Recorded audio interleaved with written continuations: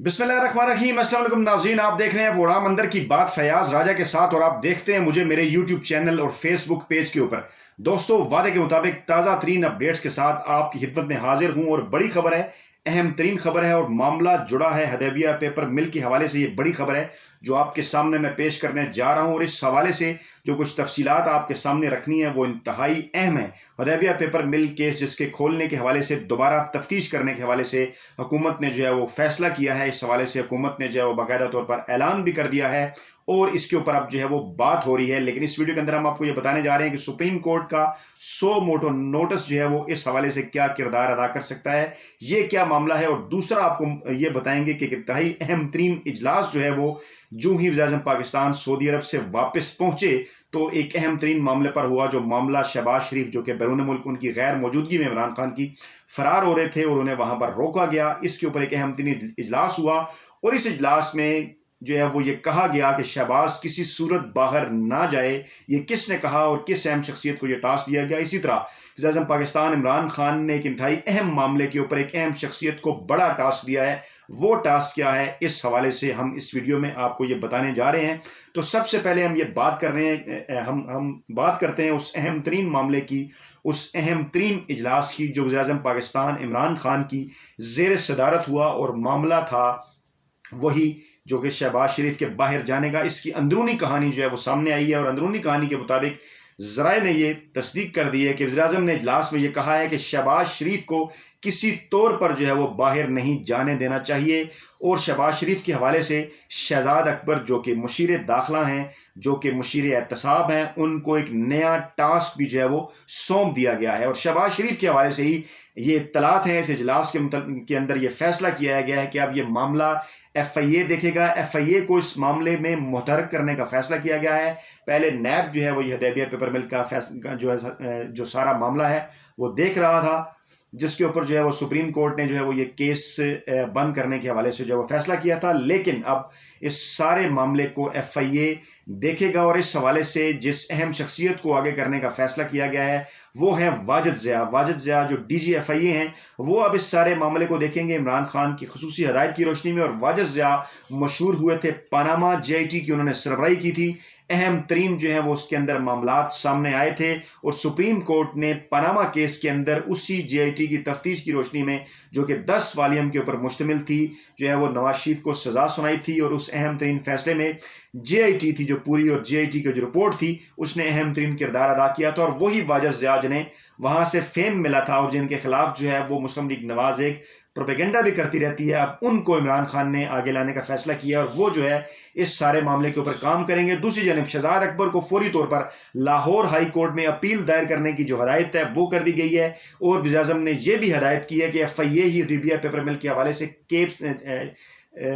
से काम करे। और वज़ीर-ए-आज़म ने ईद के बाद शहजाद अकबर को हदैबिया पेपर केस के ऊपर जो है वो वर्किंग करके रिपोर्ट पेश करने की हिदायत कर दी है। और ये जो अहम तरीन इजलास था इसके अंदर अटारनी जनरल ने शिरकत की, शहजाद अकबर इसके अंदर शरीक हुए, फवाद चौधरी और अली जफर जिन्होंने कानूनी राय भी इसके अंदर दी। अच्छा, कानूनी राय के हवाले से अगर बात की जाए तो हमारी जो इस हवाले से बात हुई है, जो इन्फॉर्मेशन है, जो कानूनी राय रखते हैं लोग, उनका ये कहना है कि अगर कोई भी इदारा, अगर FIA है, इस हवाले से अगर इस मामले की दोबारा तफ्तीश करेगा तो असर नो अगर इसको केस को खोलेगा उन नुकात के ऊपर जिन नुकात पर सुप्रीम कोर्ट पाबंदी लगा चुकी है, यानी कि वो 3 रुकनी बेंच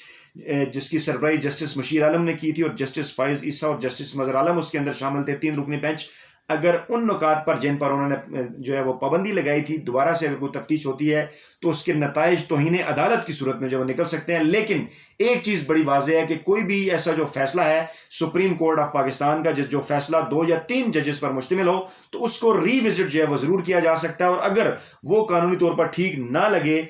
तो ये फिर उसी सूरत में मुमकिन है कि अगर इसके ऊपर Supreme Court of Pakistan suo motu notice ले ले, जिसका मैंने थंबनेल में भी जिक्र किया कि अगर सुप्रीम कोर्ट ऑफ पाकिस्तान इसके ऊपर सो मोटो नोटिस ले लेती है और एक लार्जर बेंच बना देती है 5 जजेस के ऊपर या 7 जजेस के ऊपर या 3 जजेस से ज्यादा, जितने भी जजेस हों, क्योंकि 3 जजेस ने जो है ये फैसला दिया है, तो फिर इस मामले को जो है वो रीविजिट किया जा सकता है। इसके अलावा और कोई चारा नहीं है, ये कानूनी माहिरीन कह रहे हैं। लेकिन सो मोटो जो रिव्यू है इसके हवाले से कई ऐसे केसेस मौजूद हैं, माजी में ऐसी मिसालें मौजूद हैं अगरचे, اور یہ ایک قانونی راستہ یہی ہے جو سپریم کورٹ کے پاس موجود ہے، اور اگر وہ اس میں سو موٹو ریویو لے یا اگر نہ بھی لے تو اس حوالے سے ایک درخواست بھی جو ہے وہ حکومت کی جانب سے دی جا سکتی ہے۔ یہ اہم معاملہ ہے، سپریم کورٹ آف پاکستان میں کوئی بھی فریق جو ہے وہ درخواست دے سکتا ہے۔ اب فریق جو ہے وہ اس میں نیب بھی ہے، اس میں حکومت بھی ہے، جو ہے وہ درخواست دے سکتے ہیں، اور سپریم کورٹ میں یہ درخواست کے بعد سپریم کورٹ اس درخواست کو پہلے جانچے گی کہ اس میں کتنا وزن ہے، اور پھر اگر وہ مناسب سمجھے گی تو اس سو موٹر ریویو کو وہ لے سکتی ہے، دیکھ سکتی ہے، اور اس کے لیے اس کو ایک بڑا بینچ جو ہے وہ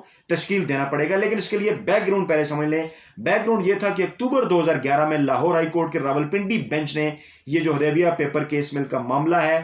اس کو جو ہے وہ انہوں نے بند کرنے کا حکم جو ہے وہ دیا تھا۔ پہلے جو ہے وہ لاہور ہائی کورٹ کے راولپنڈی بینچ میں یہ معاملہ ٹائی ہو گیا تھا، پھر ریفری جج نے اس کو ختم کرنے کا حکم دیا تھا، اور پھر جو ہے وہ یہ ڈیٹ تھی 2014 کی، جب جو ہے وہ سارے معاملے کو بند کر دیا گیا۔ اچھا، ستمبر 2017 میں نیب نے سپریم کورٹ میں دوبارہ اپیل دائر کرنے کا فیصلہ کیا تھا پاناما جی آئی ٹی کی رپورٹ کی روشنی میں، اور جسٹس آصف سعید کھوسہ صاحب نے اس حوالے سے کچھ ریمارکس بھی دیے تھے کہ اس معاملے کو جو ہے وہ آگے بڑھایا جا سکتا ہے۔ جس کے بعد نومبر 2017 میں جب یہ ریکارڈ طلب کر لیا تو اس وقت ریکارڈ طلب کرنے سے پہلے جب یہ پہلا بینچ بنا تو اس بینچ کے اندر جو ہے وہ جسٹس آصف سعید کھوسہ اس کے سربراہ تھے، جسٹس دوست محمد تھے، اور جسٹس مشیر عالم۔ لیکن جو ہے وہ جسٹس کھوسہ نے بینچ کی سربراہی سے معذرت کر لی تھی، پھر نیا بینچ بنا تھا جس میں جسٹس فائز عیسیٰ صاحب کو شامل کیا گیا تھا، جسٹس مظہر عالم تھے، اور پھر جسٹس مشیر عالم اس کی سربراہی کر رہے تھے، اور پھر 11 ستمبر 2017 کو ٹاک شو میں بات کرنے پر بھی جو ہے وہ پابندی عائد کر دی گئی تھی اس کیس کے اوپر۔ یہ بڑی اہم ترین اور خاص بات ہوئی تھی، اور جسٹس فائز عیسیٰ کے اہم ترین ریمارکس اس حوالے سامنے آئے تھے جس پر جو ہے وہ قانونی ماہرین نے بات بھی کی تھی، اعتراض بھی کیا تھا، اور پھر 15 دسمبر 2017 کو اپیل جو ہے وہ سپریم کورٹ کے اس 3 رکنی بینچ نے مسترد کر دی تھی۔ اس کے بعد پھر نیب جو ہے وہ اس سارے معاملے کے اوپر ریویو پٹیشن میں گیا تھا، یعنی اس نے نظر ثانی اپیل اس سارے معاملے کے اوپر کر دی تھی۔ نظر ثانی کے اوپر جو ہے وہ لمبی چوڑی بحث ہوئی، اور اس کے بعد پھر 29 اکتوبر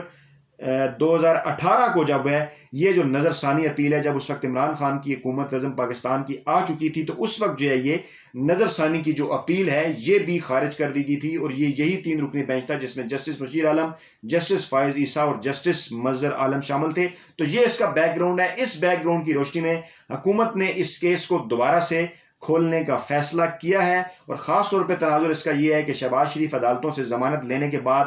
بیرون ملک جو ہے وہ فرار ہونا چاہتے تھے، ان کو ایف آئی اے امیگریشن حکام نے جو ہے وہ رپورٹ کے اوپر روک لیا تھا۔ اس کے بعد جب یہ صورتحال پیدا ہوئی، حکومت کا اہم ترین اجلاس اس کے اوپر ہوا، تو پھر حکومت نے اس اجلاس کے بعد یہ فیصلہ کیا کہ نہ صرف شہباز شریف کو باہر جانے سے روکا جائے گا، بلکہ حدیبیہ پیپر کیس مل جس حوالے سے ان کا دعویٰ ہے کہ یہ جو ہے وہ منی لانڈرنگ کا سب سے بڑا ثبوت ہے، پاناما بھی اس سے جڑا ہے، اور دیگر بھی جتنے نیب کے کیسز ہیں وہ سب اس سے جڑے ہوئے ہیں۔ اس کیس کے جو ہے وہ دوبارہ اگر ری اوپن کر لیا جائے تو پھر شہباز شریف جو ہیں وہ کسی صورت نہیں بچ سکتے، اور ان پر الزامات اگر ثابت ہو گئے تو پھر پورا جو شریف خاندان ہے وہ مشکلات کا شکار ہو سکتا ہے۔ تو ناظرین، یہ تھی اہم ترین اور بڑی ڈیولپمنٹ جو فوری طور پہ آپ کے سامنے پیش کرنی تھی، اور وزیر پاکستان عمران خان آج جو ہے وہ عوام سے براہ راست گفتگو بھی ایک مرتبہ پھر کرنے جو ہے وہ جا رہے ہیں اب سے تھوڑی دیر بعد۔ اس حوالے سے بھی ہم نئی ویڈیو کے ساتھ جلد آپ کی خدمت میں حاضر ہوں گے۔ اپنا بہت خیال رکھیے گا۔ اللہ حافظ۔